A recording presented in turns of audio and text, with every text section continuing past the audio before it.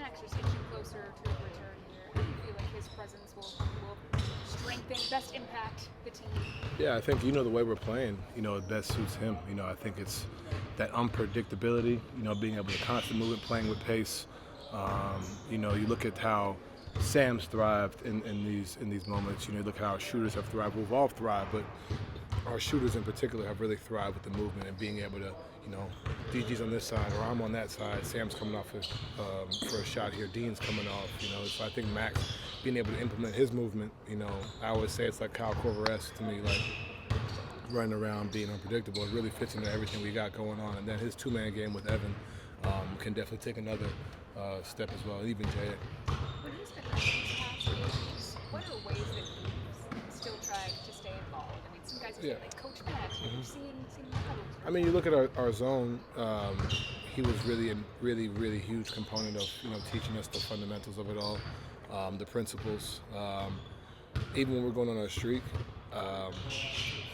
he would always be like, "So what?" Like, you know what I mean? Like, that's just how he is, and you always need that when you're going through those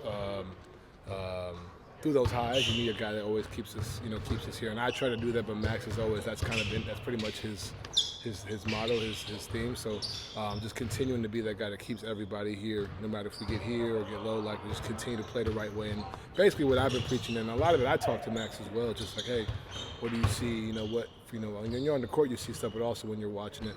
From the side, you see different things. So he's been great for everybody. Always been in guys' ears, and it's been a great vibe in the locker room as always. And then it's kind of a good time for him to integrate. At this point in the season, and you kind of look for those new things. Like, can you relate to that? Yeah, I told him don't come back when we were 15-0. You're gonna mess up the vibe. You know what I'm saying? No, this is perfect. You know what I mean? Because like I said, we're enough games in that I think understand fully our identity of what we need to be on a nightly basis.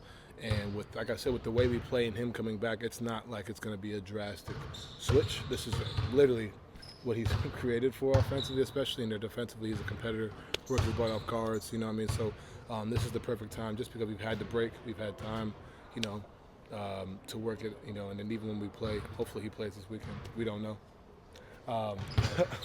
But, I think having that time to be able to kind of figure things out, play, get back with the group, I think is definitely the perfect time for sure. I mean, obviously this team's different than last year, but last year you guys didn't win without Max. You were 5-7 without him in the lineup. Did it resonate with you at all, like during this stretch, like, oh man, we're 21-4 and we haven't even had Max? Yeah, I think even throughout the streak and throughout everything, it was just like, man, like there's a lot of things that we haven't even gotten to, I feel like, as a team, and I think obviously having Max is probably number one on that list. When you miss a guy that brings what he brings to the table, like you said, we're 5-7 without him last year, like his value, I think, goes over many people's head, because if he's not having a great shooting night, he's doing a lot of different things. His gravity, what he brings to the floor, his offensive rebounding, his picking up full court, and then he has nights where, he'll score 10, 12 straight against Dallas, at the end of the game. So, like, he does so much, and I think that's definitely something that's been in our heads. Like, man, we haven't even, we've done a lot ourselves without Max, but Max is going to only amplify that and make it better for us. When Kenny talks to us, he'll explain things in use football terms to explain them, and he says that he kind of uses soccer and baseball with you guys too. Do you like that he speaks sort of a different sports language when relating to basketball? Yeah, I think you different guys, obviously we all understand basketball and you're able to equate it in different things, and we all watch different sports, so it's kind of cool to have things on your mind, when you're watching Thursday night football, or you're watching a baseball game, or you're watching a soccer game, whatever it may be.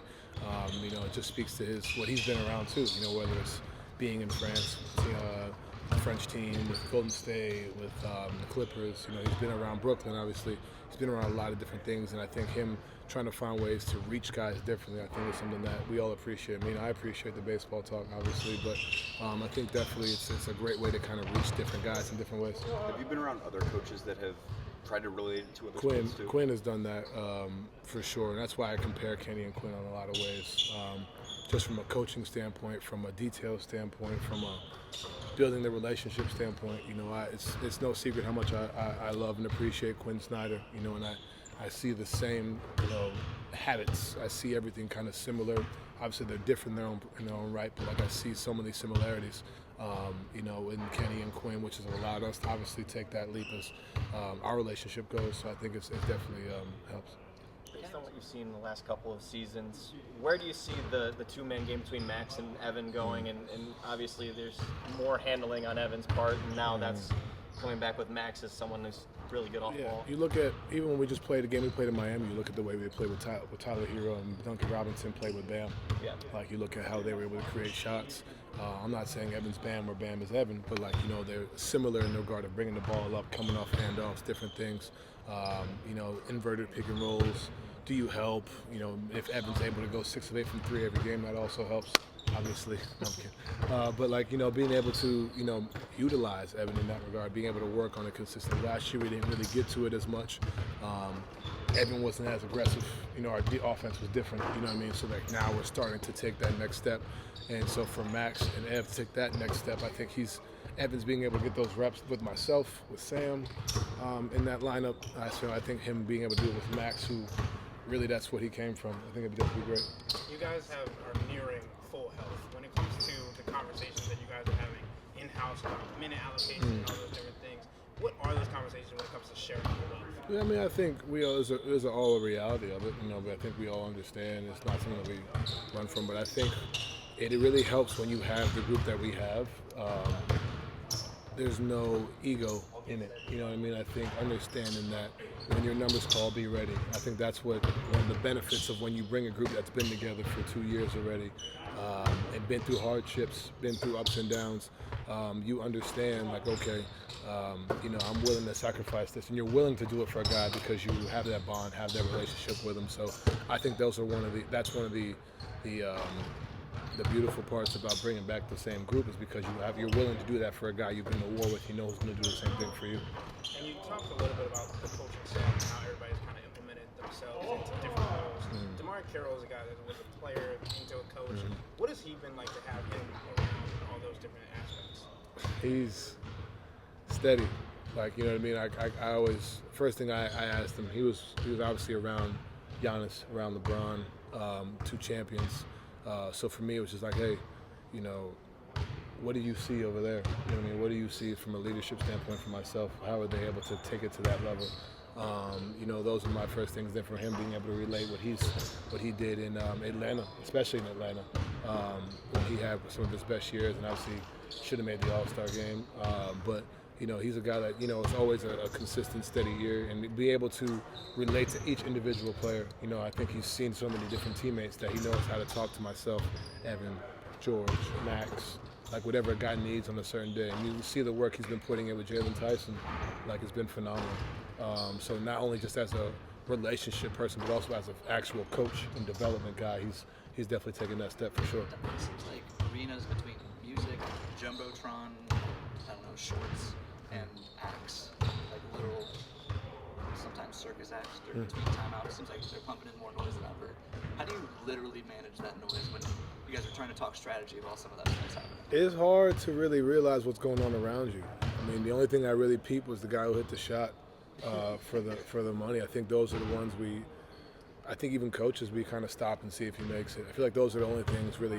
But, like, I have a lot of friends ask me the same question, like, how do you stay locked in? It's not until you're not playing that you realize, like, holy, like, there's a lot going on. But, like, in the game, you're so hyper-focused that there's really no, it's hard to explain. Once you're in it, you're like, it's just basketball at the end of the day. Everything else is kind of, you know, and I'll take my moments where I kind of look at stuff, you know, because it keeps it calm. But, like, it's not as hard as it may seem once you're in the moment, in the exact moment of what's going on. Kenny was saying that there are times where he will pause during a conversation during the huddle because of the noise. Yeah. This is a very old man question.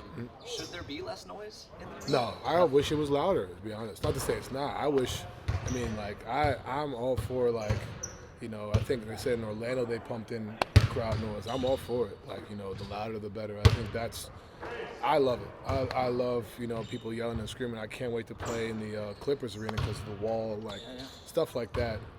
You know, it's like college for me. It's like high school. You know, you're in a loud, packed arena. It just speaks to the vibe of the game. Now, that's why I love playing here so much, because we could be playing the best team in the league or the worst team. It's going to be like that every single night. You know what I mean? I think that's That's what makes it unique playing here, is because it's not always like Salt Lake was like that as well. Like every night, it was always loud, you know. And I definitely appreciate that, because you go to some arenas and it's not like that at all. So.